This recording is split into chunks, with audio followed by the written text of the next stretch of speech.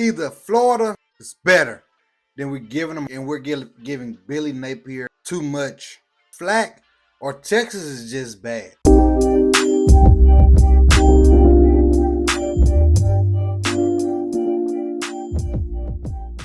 Yo, so you watched the game over the weekend. You got the Florida Gators versus the Texas Longhorns. Now I get it. The Longhorns have been looking pretty rough all year, especially on the offensive side. Everybody's been jumping down Arch Manning's throat. Oh, he's not no quarterback. Oh, he's hurt. Blah. But we all know Texas is known for having a pretty good defense. And if not just a good defense, a strong front seven. The linebacker core and the D-line is normally top tier, if not the best in the NCAA. But they played the Florida Gators this past weekend and took an L. A lot of people may be surprised and shocked because of the Florida team is not that good. Or are they that good? It's a toss-up. It's confusing. Man, what's really going on? 1 minute you look like this, the next minute you look like that. But we're finna talk about it. We're finna break it down. We finna see what's really going on. We're gonna talk about the Florida offense explosion and their balance. The Texas O-line and running game is steady struggling. Arch Manning is just getting rough for him. Texas defense, Florida's defense. And then we're gonna talk about the end game, what happened, how Arch Manning, did he not have time, or what the case may be. But buckle down, strap up, and let's get to this video. So first and foremost, we're going to talk about, man, this is something I want to talk about first. We're going to talk about Arch Manning. Arch threw for 263 passing yards. He had 2 touchdown passes, showed that he has the big playability to make it downfield, using his legs, and showed elite arm talent at times. But also at times he shows to be the young sophomore Manning who's taking over a highly talented Texas team. When I say talented, I'm just really speaking on the aspect of Texas being well known and a big name brand. This ain't like he's taking over New Mexico State or anything like that. This is the Texas Longhorns. We all know how big this brand is. So, Arch, he did. He showed flashes of a great quarterback. He showed flashes of making the big passes. He showed flashes of maturity. But he also showed immaturity of the 2 interceptions, the holding on to the ball, the not giving his players some plays, the overthrowing guys, wide open guys, where one of the interceptions came from, throwing across the middle and just overshot him. He was sacked a few times. And like I say, some of the sacks be on Arch, and then a lot of them not. This offensive line that the Texas Longhorn have is no longer what it used to be. It's no longer the best of the best. But this is a pretty decent line. And decent. And this, when I say decent, this is basically saying it's bad for a Texas Longhorn offense. They're used to having them dudes. But right now, them dudes are struggling, and Arch Manning is trying to figure it out. Think about it. It's your first-year quarterback, right? You're taking over the helm of the Texas Longhorns. You're the starter. But your offensive line is nowhere near what you had last year. So you're behind a new offensive line. Your offensive line is not showing to be that good. You finally taking over the helm. You're the driver, and it's shaky. You can't complete passes. You're throwing passes in the dirt. You're throwing interceptions. You ain't got time. It's like you're running for your life. Think about it. It's a lot of going on for this young quarterback. What I like about this Texas team is they're not giving up on Arch. I guess they see the things that we see also. They see the tendencies of he's showing poise, he's showing he can make the throws, he's showing that he can be that guy. We just got to keep being patient with him, and I agree. They expect him because he's a 5-star recruit, he's a Manning, that he was going to come out and be this awesome cat. That's not always. Maybe it takes him a little bit longer to develop. Maybe it's going to take him a little bit longer to get it together. Maybe it ain't just Arch Manning, maybe it's the Texas Longhorns. Like I say, they're struggling running the ball. If you can't run the ball, it's going to be hard to get the passing game going. Like I say, he threw for 263 yards. He did throw for 263. But as long as the teammates keep going behind him and lifting him up, he's going to be just fine. Florida, man. Florida has shown that they got a really good defense. Everybody, they have played tough, right? They played a LSU team, right? Even though LSU offense struggles, LSU offense has not found themselves neither. But this Florida team has shown to be really tough, really tough. Now, they did play Miami. Miami gave them the works a little bit, but they played with them. Let's go check out the scores against Miami. So against Miami, they lost 26-7, right? They played with them for a little bit, but then all of a sudden they got lost. DJ Lagway, he didn't look worth anything. It's hard. You got your defense on the field so long. The offense ain't set up there at all. It's tough. So Miami gave them the work. They did play LSU.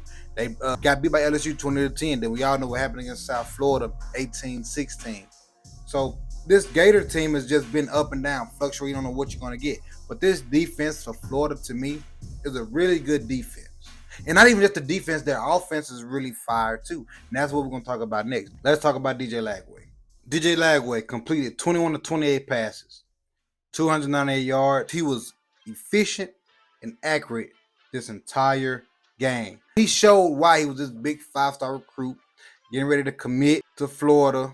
2 touchdowns, 1 interception, QBR rating of 94.9.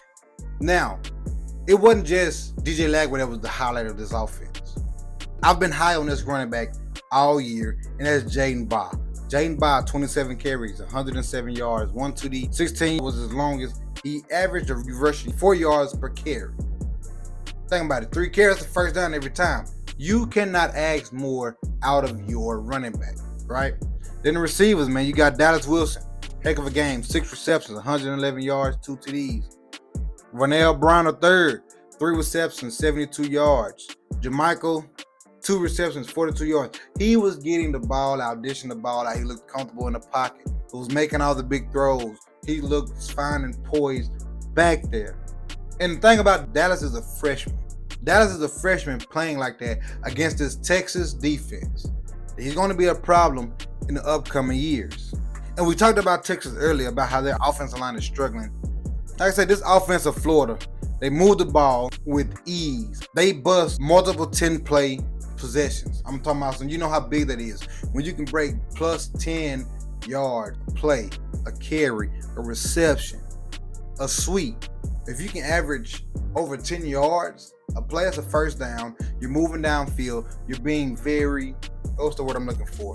Assertive. You're being very assertive to what you're doing on the field. Everything is seeming to work right. Your offensive line is blocking right. Your wide receivers are blocking right. Your backs are reading holes. Your quarterback is reading the cornerbacks and seeing the holes and understanding the coverages. Everything is working right. You're able to bust off 10 plus yards a play. Every coach wants it. You want it a lot. And the thing about Texas is we're used to Texas getting stops in the backfield. They did not really generate negative plays for the Florida Gators. We all know this. You want to generate negative plays. You want to get your guys stuck in second and third and long if you can. But the Texas Longhorns just could not do it. That was all game long. Florida seemed to be the better team. Can we all just blame it on Arch Manning? I don't think so. Don't get me wrong. Arch did go 16 for 29, 263, 9.1 yards a pass, 2 TDs, 2 interceptions, 70.5 QBR. But look at this. The run game. Your leading rusher was your quarterback with 15 carries, 37 yards.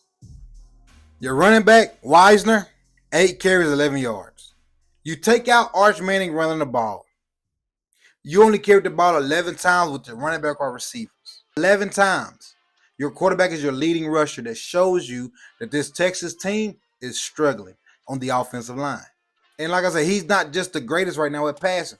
16 to 29, it's not horrible. 16 to 29 is not horrible, but he's struggling. He is struggling. This offense is struggling.